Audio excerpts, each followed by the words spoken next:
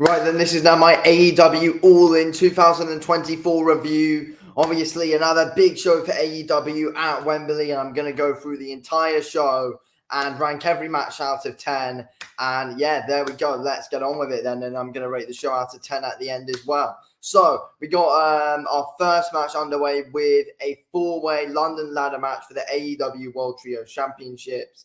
It was Pac and the Blackpool Combat Club versus the Patriarchy versus Bang Bang Gang versus House of Black. And yes, a very, very, very good match to get the show underway, of course. Who doesn't like a ladder match?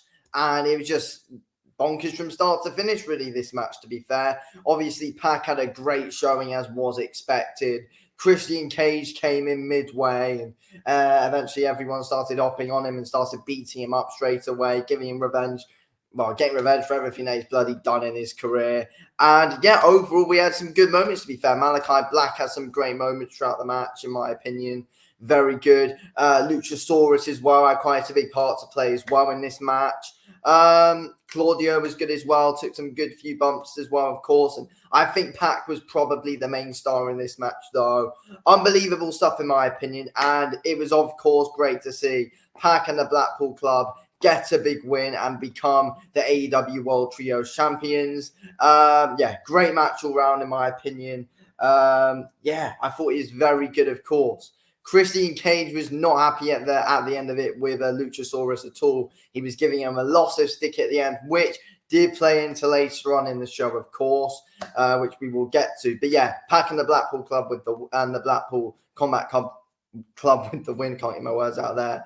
And yeah, overall, what do you give the match? I'd say 8 out of 10. I put 7 out of 5, 7.5 out of 10 on my notes, but no, it's got to be 8 out of 10 in my opinion.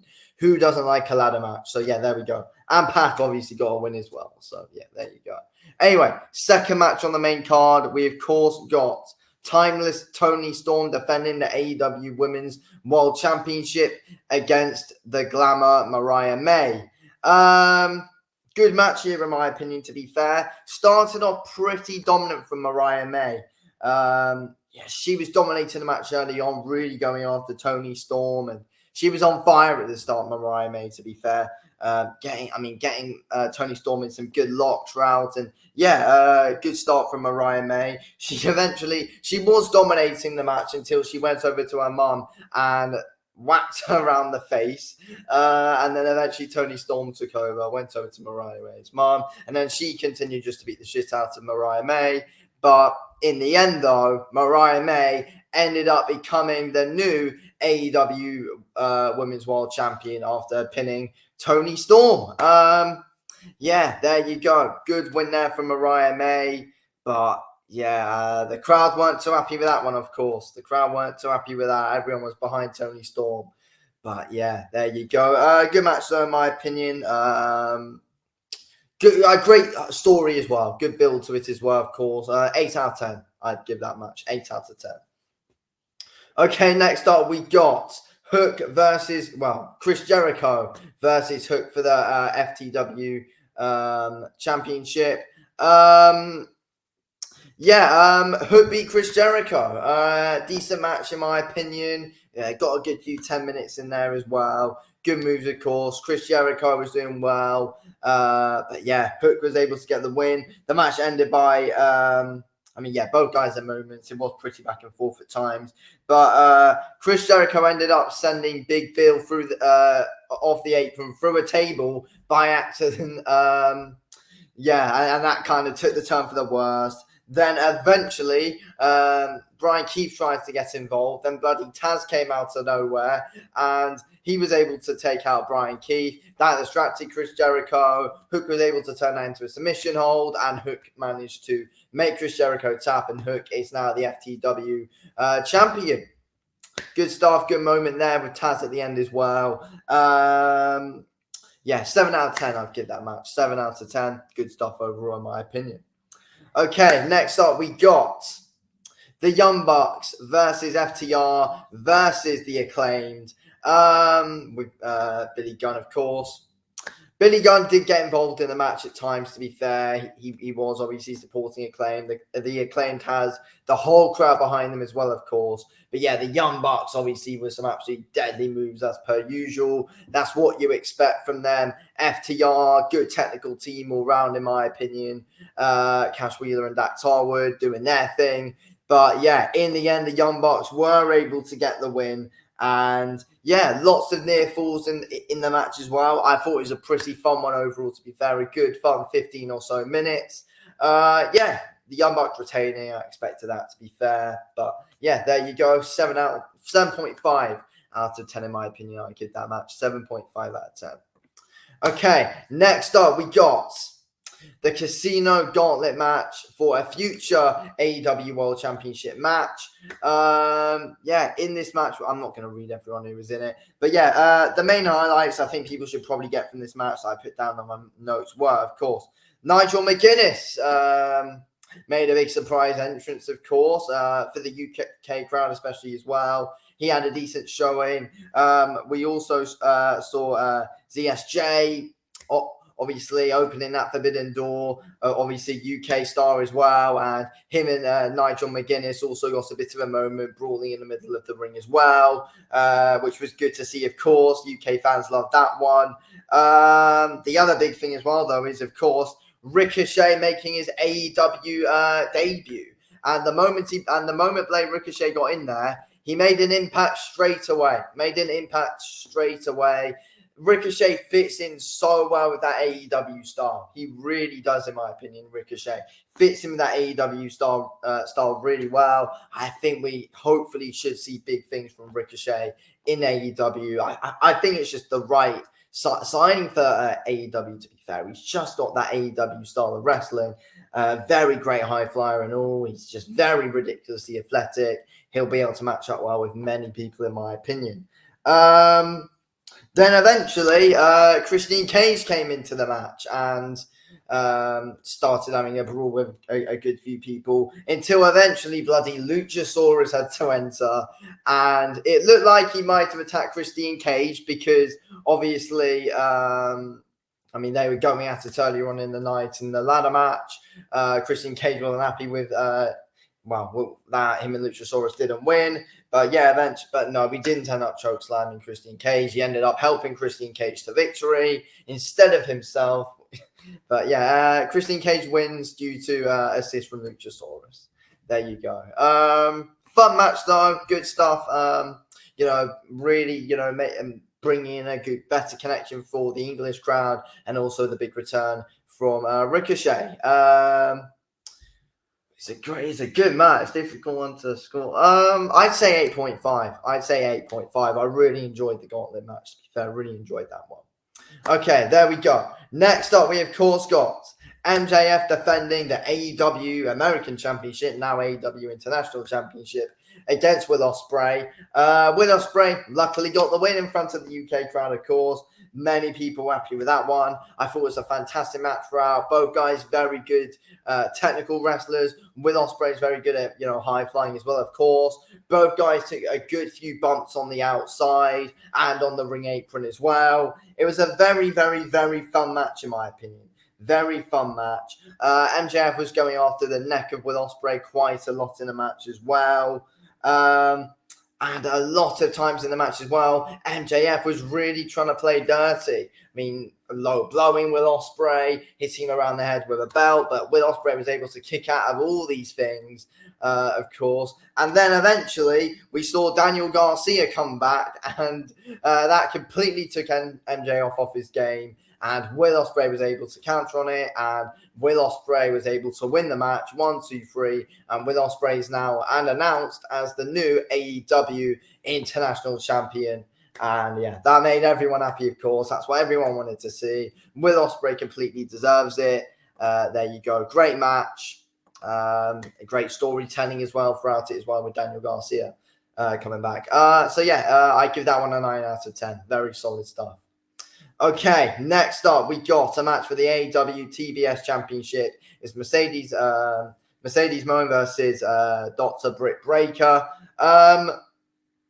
Mercedes Moné won the match, of course, but Dr. Britt Baker was getting a lot. Was getting a lot of was mostly dominant, I'd say, to be fair. Britt Baker was mostly dominant in the match.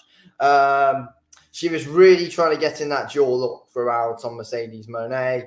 She eventually did, but Moné was able to counter it quite a bit, though. Good wrist control that Mercedes Moné was showing. A good technical match overall, in my opinion.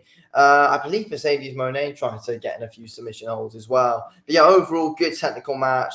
Good moments throughout as well. Mercedes Moné was very good at being able to counter Britt Baker, and that's what made her be able to win the match. And eventually, Mercedes Moné was able to get the pinfall, and Mercedes Moné retains the AEW TBS Championship. Good match as well, in my opinion. Enjoyed that one. I'd give that one a solid 8 out of 10. Yeah, good win there from Mercedes Moné. Right winner as well, I think. But is this feud done? I don't know. There we go. Okay, next up, we got, this one was an interesting one, a coffin match for the AEW TNT Championship. Jack Perry defending against Darby Allin. Wow, let's be real here. Jack Perry destroyed Darby Allin in this one. Literally beat him down. Literally destroyed Darby Allin and beat him down throughout the match. I was expecting Darby Allin to get a little bit more of a showing, to be fair. But Jack Perry basically dominated the match, which I wasn't really expecting. I expect him to win, but I didn't think Darby Allin would get that buried. I mean, we'd use that saying, so it was a coffin match. But yeah, destroyed him. I mean, Perry was just beating down Darby Allin throughout the match, got some glass in the ring, and then took a bit of a blow on that. But other than that, it was just dominant from Jack Perry.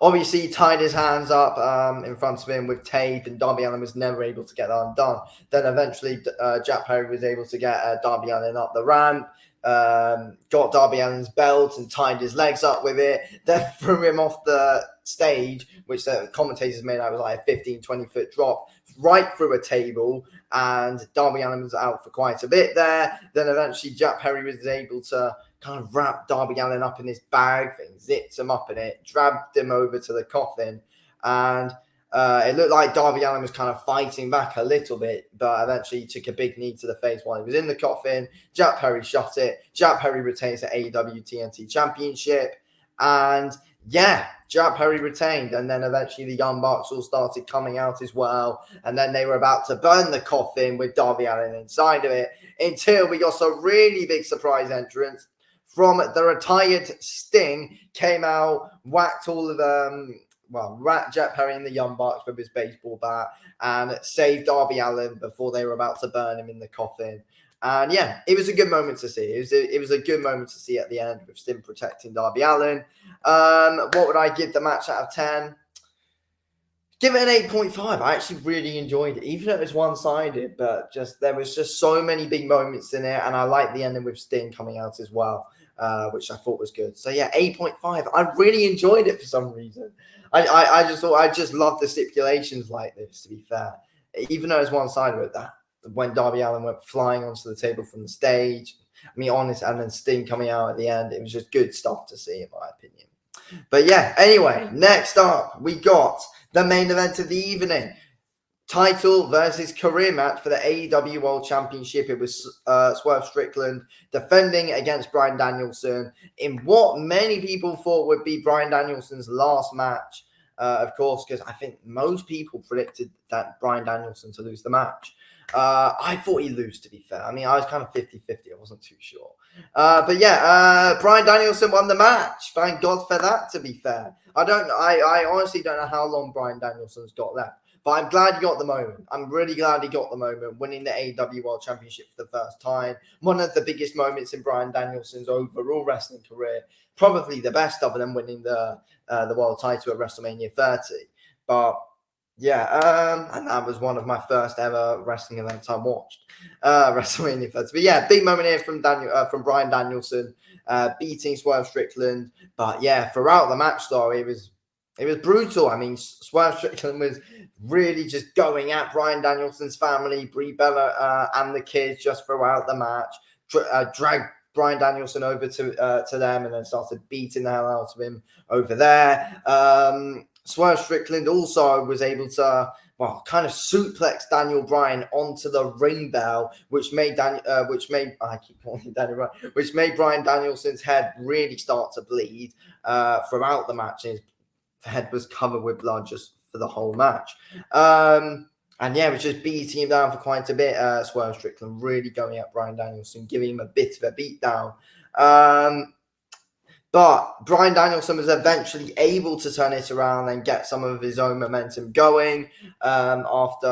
Swerve Strickland was kicking Bryan Danielson with the yes kicks, but everyone was saying no throughout. And then Bryan Danielson turned it around, gave Swerve Strickland some yes kicks of his own. Then eventually they're both down, and then bloody Hangman Adam Page comes running out, dobbing off with Swerve Strickland during the match.